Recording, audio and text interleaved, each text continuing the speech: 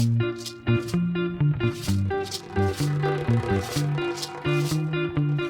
Biscayne Stories collects the history of our beautiful island. This is your host, Alejandro Cervali, and I am a certified Key Rat for many, many years and counting. Join me and you will get to know your neighbors and their love for this slice of paradise we call home. So stay tuned, relax, and enjoy these great Key Biscayne stories.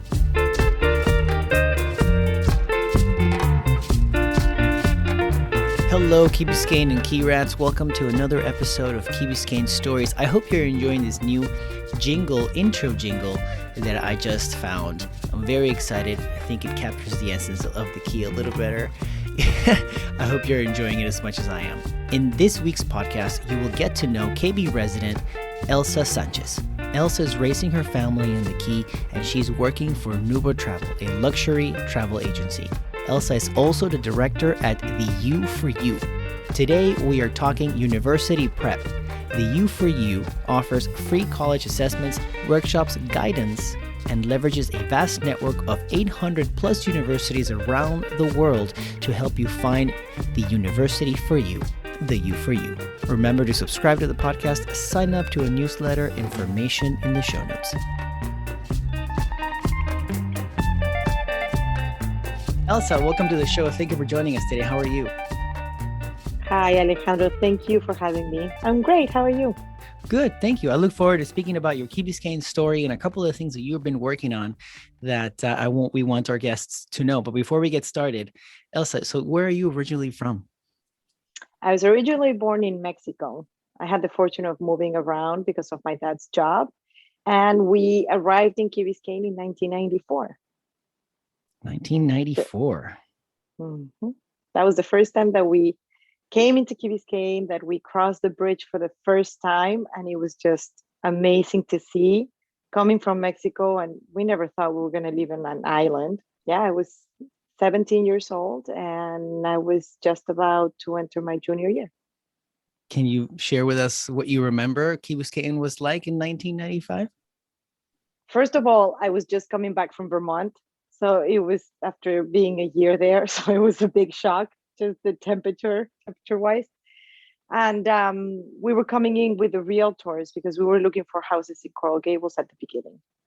And my brothers were not here yet. So it was just my mom and I and my dad. And we crossed that bridge and we started going into the island. And I was like, but this must feel like vacation all the time. Like everybody was so relaxed.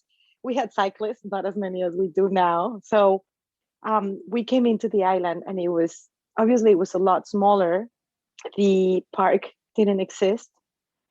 It was just 2 years after Andrew hit. So people were still very vulnerable and remembering Andrew. There were a lot of buildings that did not exist at that time. Oceana was not there. The Ocean Club was not there. And there was, what was the name of the hotel that was right on the beach? Sonesta? Sonesta, yes. There was the Sonesta. And everybody was just so friendly. And things that have changed is definitely there's a lot more people here than I remember. There weren't as many, there were a lot of people from Latin America, but not as, like, I think it has shifted a little. So there weren't that many Mexicans. You could see Colombians, Cubans, Central Americans, and there weren't that many people from Spain. So I think that has changed in the last 20 years, or 15 years probably. And yeah, it was just everybody was on their bikes. Golf carts were not a mean of transportation in the island. We hadn't evolved as much. You would only see them at Crandon Park, and that was it at the golf course. So people were either walking, biking, or in their cars. And we lived in Woodcrest Road, and it was just from the beginning we felt so welcome. And once my parents and I stepped foot on the island, we're like, okay, this is it. We don't care what you show us. We're going to live here. And we used to go to school, which was far away. So it was like a 45-minute drive each day. one way and then 45 minutes back, we didn't mind. It was great. It was completely opposite to what we were used to. So it was a great experience. What were the places that you used to hit up back in the day in the Key? Well, first of all, yeah, I mean, Sir Pizza was there and it still looks exactly the same. The chairs are the same, the tables are the same. The It's lamps? amazing. The lamps and the pizza tastes exactly the same. And it's one of my favorite pizzas. Like, I love it. La Boulangerie was also there, which is also great. The Yacht Club, but it didn't look like what it looks like now. And my brothers and I, especially not my youngest brother, but the one that's just after me, we used to go to the gym at the Esplanade Mall, and it still looks the same. So it's changed a little, but we used to go to the gym there, and yeah, we would go since we were living in a house. We could go to the beach club, which also still looks the same, and I love that the fact that it does, and it was just amazing. I was coming from Vermont, but my brothers were coming from Mexico, where we had to be very safe. And here there was just so much freedom. Like, we had no idea that we could go on our bike everywhere to get ice cream, and my mom was not after us. So it was amazing. It really was a lot of fun. And these places have always remained in my heart. Going back to what you mentioned before about coming into the Key, a lot of, Yes. as a Key Biscayner, I don't consider, once you cross the toll, it's like you're already home. It's like a long driveway. Yes. People Yes. that don't know how it works, they consider those 10-15 minutes as an extra step, like an additional Yes. thing you have to do. It's like, no. It's like once you hit the toll, you're in. Yes. And the feeling is amazing. And I do have to say, I got married and I had to move away, and I was here for 7 years, and then I was away for 14 years. And I always wanted to come back and bring my kids here and give them the opportunity to experience what I had experienced. And in December of 2014, we came back with the boys, and that feeling of crossing the toll, the only difference is that we didn't have to, there was no one there working at the toll, and we didn't have to put 75 cents or 50 cents. Throw the coins. I remember throwing the coins. Yes, remember? And it was like everybody would throw the coins and then speed up. And or if you didn't have change, you had to talk to the person, who were always super nice. But just getting that feeling of crossing that toll again and being a resident in Key Biscayne, it's something that it's undescribable. Like, I was like, oh my God, I'm home. I'm back here. And showing the kids, who were coming back from Mexico City, which was even more dangerous at the time than when the first time that we came here. And they couldn't believe it. They couldn't believe that they could just grab their bikes and go see their friends. And at the beginning, my youngest did not want to move here. He was like, why are you doing this to me? And now when I ask him, he's like, this was the best decision ever. Like, he has the best group of friends, and he just loves every minute that he's here. So it was great to experience that same feeling of, we crossed the toll, this is home, and seeing it on my kids' eyes is just great. It's really a great feeling. So you mentioned that you lived out of the Key for a little bit and you came back. What made you guys come back? Is it just a desire to live in the Key, or is it job related, or? Well, when I left, I always wanted to come back. The thing is that my husband was, at the time, was Swiss, and he got a promotion, so we had to move to Costa Rica. And then after being in Costa Rica, we had to go to Venezuela, and after Venezuela, we moved to Mexico. While we were in Mexico, we decided to get divorced, and he moved to Colombia. So Mexico City is really complicated. So I said to him, you know what? Why don't you just bring me back to where you found me? Let's just do a full circle and just bring me back. You're going to live in Colombia anyway, so you really don't care. You still have to take a flight in order to come and visit the kids. So just bring me back to the States. And I have a better possibility of finding jobs that will allow me to still take care of the kids, It will help me feel more comfortable and safe. And we are all American citizens. So it's really going back home. And one of my brothers was still here in Miami. So after it took some convincing, but after I was able to convince him, he agreed. And that's why we moved back. And yeah, it has been amazing. So it was probably emotionally related. It was an opportunity that presented itself. And also it was job related because I needed to find where and how to work here in the States. And it was going to be a lot easier after 14 years of being an expat to find a job in Miami that would suit my needs. So yeah, it was a little bit of everything. Perfect. So that's a perfect segue to what are you doing now? I know that you have a couple of projects under your belt that you're working on. You're working with universities, and one is a luxury travel agency. So which one would you like to start with first? The U for You, which is the University for You, but the name of the company is the U for You, was based in Panama, and I'm the director for Mexico and the US. We represent 800 universities around the world. And we specialize in undergrad, master's, summer programs, and languages. And the best part is that all of our assessment and services are completely free of charge to the parents and the kids. They don't have to pay us a cent through the whole process, and we help them with applications and visas and student accommodations and anything that they need in order to send their kids away. And then Nuba Travel, I'm a luxury travel consultant, and it's similar in the way that there's a lot of, it's very one-on-one, personalized. We don't do anything that is not specially created for our clients.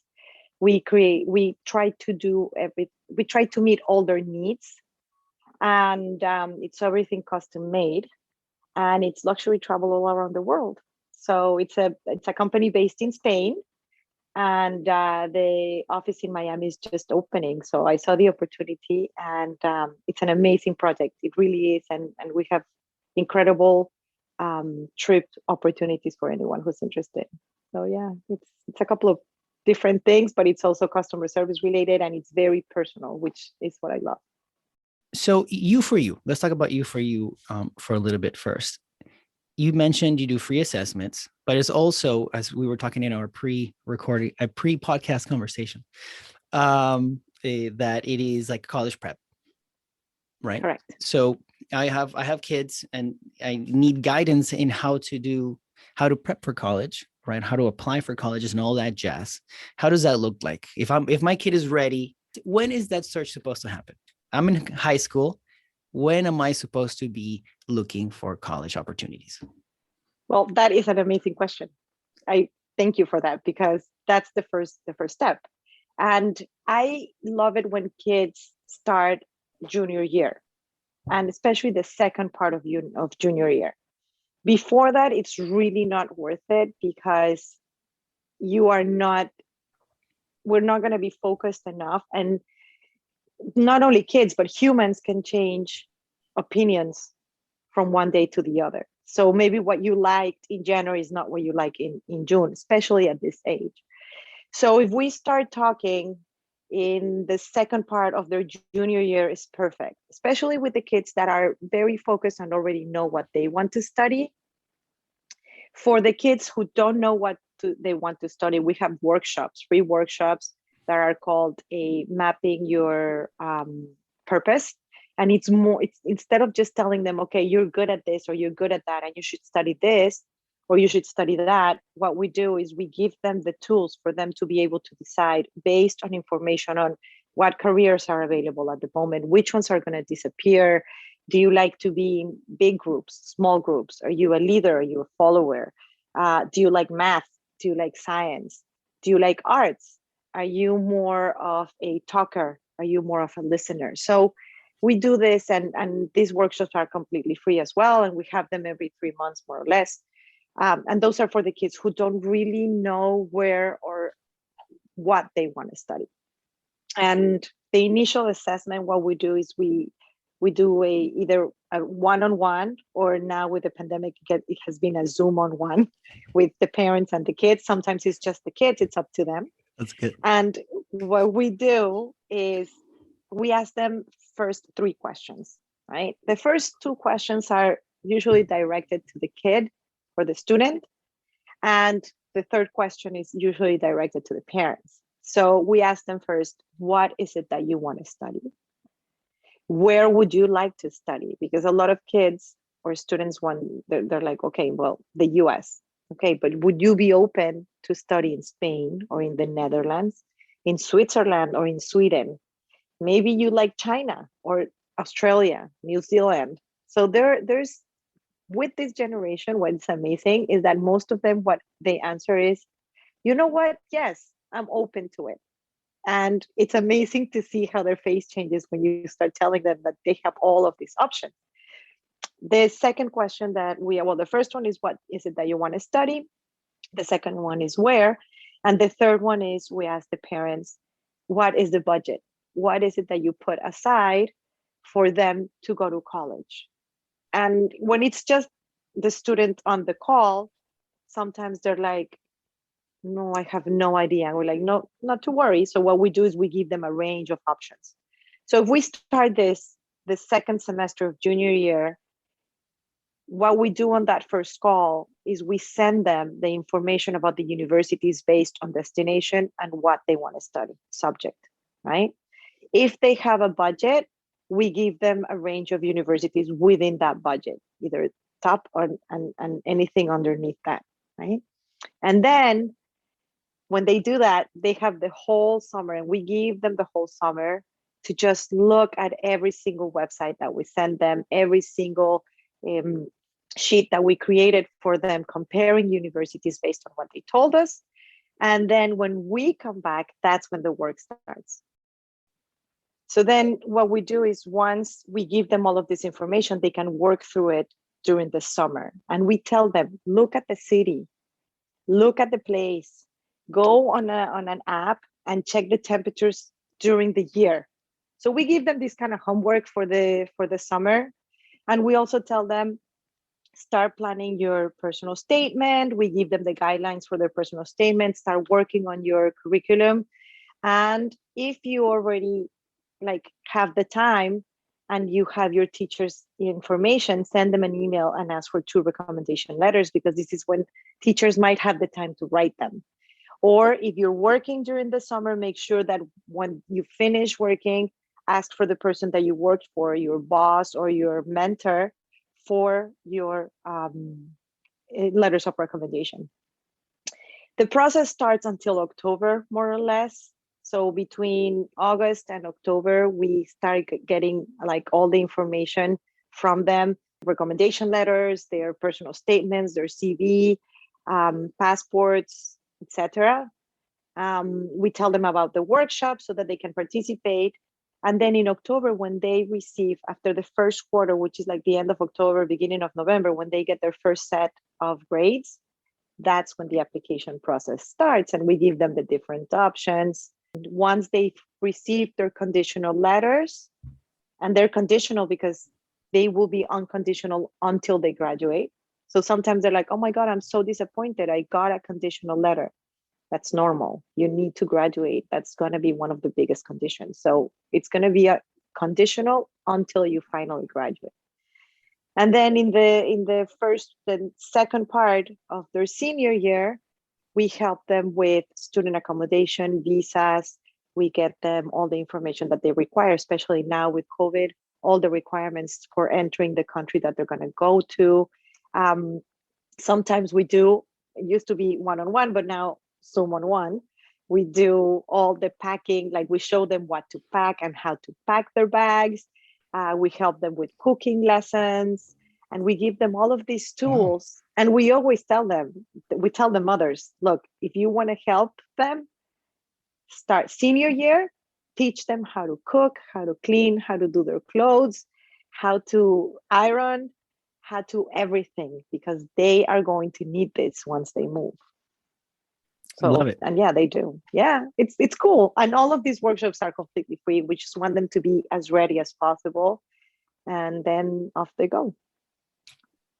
That's awesome. I want to touch base on 2 things that you mentioned that caught my attention. I like when you said disappearing careers. I think that, no one told me to think about the career that I'm studying and how that's going to be 4 years after, or if I try to do something else like a master's, and that's what I tell kids or friends that are going into college. I mean, I need you to think about your career and what that means 4 years from now, because things are changing fast, Very so fast. I don't know if you can expand on that, but that is something that really, really hit home. Not because I've suffered from that, maybe a little bit, but it's something that you don't think about when you go to college. Like, are my classes today going to serve me when I graduate? I know. Right. Yeah, that's a huge thing right now, because anything that can be replaced by a robot or a computer, it's something that is going to eventually disappear, or at least it's going to be harder to get a job. You're going to have to shine more. So, for example, lawyers are never going to disappear. Psychologists are never going to disappear. But if you wanted to study medicine, you have to think also if biomedicine would be something for you, because a lot of surgeries now take place with machines. Mm. So you can be a doctor, but you want to be what type of doctor? A gynecologist, babies are still going to be delivered the same way. But if you're going to be a surgeon, or if you're going to be a neurosurgeon, you do have to think about opting it up a little. A financial consultant, data analysis is huge right now. Everything is based on data analysis. Facebook, Instagram, marketing is based on data analysis, projections, how to invest, where to invest. Um, it really is important that you do think about that. Artificial intelligence. Artificial intelligence was not big 20 years ago. It was starting, but it was not big. Now it's everything. And especially after this pandemic, we saw how we need to rely on machines for a lot of things. I just saw the other day on Brickle, these little tiny robots that are going back and forth in the streets. And I think they're using them to deliver food. And they're Oh, these like little tiny boxes. And I was like, oh my God, how did we get here? I don't remember who was the sponsor or what the name of the company was, but you have to think about all of that. There's a lot of customer service careers that are not going to be there for us anymore. Pilots, yes, we're going to need pilots. Architectures and engineers, yes, those we're going to need. But if you don't know what you want to study, you might want to think of like where the future is going. Nobody knew that we were going to not be able to go to the movies for so long. And now you can watch the movies that are coming out on the movies or in a platform wherever they come out. So the people who worked at the movies or are still working at the movies, they don't have that much flow of people anymore. So half the people had to be laid off, or more than half. So we give them tips on, okay, this is where we're going. These are the ones that are not disappearing, and these are the ones that are growing and are becoming more important. Teachers are not going to disappear, but teachers need to keep up. They have to get the kids ready. And I have a friend of mine whose daughter she teaches a class on financial intelligence. And it's teaching kids in high school how to manage their money when they go to college and how to make the best out of their student loans. It's called financial literacy, the name of the class that she gives. you know how many people on social media complain about how they're not taught how to do these things in school? Basic financial things, bank, even taxes, all that kind of. They're not taught. I definitely do not have a class on that. Tell you that. Me too. When I found out, I was like, okay, can you teach me? And then we can teach my students, please, because nobody taught me that either. And then suddenly you're in college and you have to learn to manage your finances. And then you graduate, you start a job, and all of these responsibilities come up, and you don't know how to manage your money. And people don't save; they spend it all. So we try to help them, and we're trying to fusion with this girl to see if she can teach the students during their high school years, so that they have some financial literacy before they graduate. Like that. That's awesome. So I know that we're running out of time, and I have one more Yes. question for you. I understand is a misconception that people have when they think about sending their kids abroad, right? When they analyze their budget, I know there's many variables: my students' grades, their dedication, the grants, many, depending if you stay in state, but abroad, sometimes maybe people conceive abroad as, oh no, if we are struggling already here, abroad is not even a question, right? Yes. But I understand that that is not true. Correct. It is not true. Depending on what you want to study and where you want to go, there are a lot of variables. But Europe makes it very easy for kids to study, and public education is really affordable. And you don't need a European passport. It helps things because you don't have to ask for a visa, but the process is not overly impossible either. And we have universities that are top 150 in the world, especially for engineering in the Netherlands, that if you have a European passport, you can pay 2,168 euros a year. If you don't have a European passport, tuition is going to be between 8,500 and 10,000 euros a year. That's roughly 13,000, between 13,000 and 50,000, $15,000 a year, right? For a top education, especially in engineering. If you want to study architecture, you can do so in Italy. Regardless of your nationality, you would pay 3,085 euros a year in a top 10 university. La Bocconi, which is an amazing university in Italy, top 5 in business and economics, 10,000 euros a year. It's private. So it gives you a lot of leeway in order to spread a little bit more the budget that the parents have, and give the kids not only the opportunity to travel around Europe or to learn a third language if they decide to, but also it gives them peace of mind that they're going to be safe. It's hard to see them go, but it's completely worth it. Like it's one of the best things about studying abroad. We have great opportunities in Canada. Australia, New Zealand are not as cost effective or affordable, but prices do change in Europe compared to the US. So if you're struggling, or if right now that we just went through a pandemic, things didn't work out the way parents wanted to work out, and they want to give the kids the best opportunity available, studying in Europe is a great option. Spain, Italy, Austria, Germany, Hungary, Italy, Norway, Sweden, Finland. We have a university in Sweden that if you want to study math or science and you have a European passport, it's completely free. It's in a city called Lund, and it's top university for sciences. So there are a lot of things, and I think people just need more information, and sometimes we just focus on what we know. But I invite everybody to really open themselves up and see what opportunities are out there, not just for the students, but also for the parents.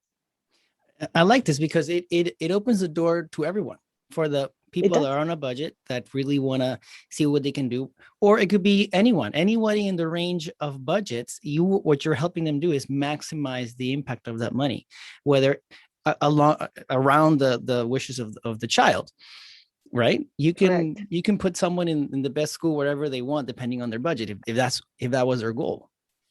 Exactly. And if they know exactly what they want to study, we can look for different places where they specialize. Like we have Instituto Marangoni, which we have there's an office here in Miami. There's a school here, but we also have it in London. We have it in Shenzhen, Mumbai, Florence, Milan, Paris, and they can choose where they want to go. And it's a top school for fashion designers, fashion communication, and fashion business. Like it really is amazing. We have Nava also in Florence, and we have different ones in Barcelona, and it gives them a world of opportunities, and it doesn't have to be that expensive to send them. And living costs in Europe are not too expensive. Transportation there, public transportation there is super cheap, so they don't have to buy a car, you don't have to pay for insurance. So it's really affordable. And it also gives the parents an excuse to visit Europe. If their kids are over there, they can also go. So yeah, I think it's a win-win situation. I love the States. I went to school at University of Miami, and it was an amazing school and an amazing experience. But if I would have known that there were other options for me, I could have given myself the opportunity to choose. This has been great. Now, I was going to let you go, but I have one more question. I have to ask this question to all Key Biscayne Stories guests. What is a perfect weekend for you in Key Biscayne before we go? Oh, if it's not raining, I just love going to the beach. We usually get, my husband and I go and pick up a ceviche at ceviche bar, and we take it to the beach, and we just sit there, and we have a wonderful afternoon, or having a drink at the Ritz, and then just coming back through the beach is just amazing. We have beach access with the apartment that we live in, so it's perfect. But just relaxing, and I love all the restaurants that have opened up, Milanesa, Classica Victoria. Like, I think everybody does such a good job at maintaining this. Narbona was an amazing addition. So just, I really don't like leaving the islands. Just staying here, exercising, going to the beach and eating. It's perfect for me. I love it. Elsa, thank you so much. This has been eye-opening for me on the educational side, but also I get to meet you and get your Key Biscayne story, for sharing Key Biscayne story. Thank you, Alejandro. I really appreciate it. It has been a pleasure.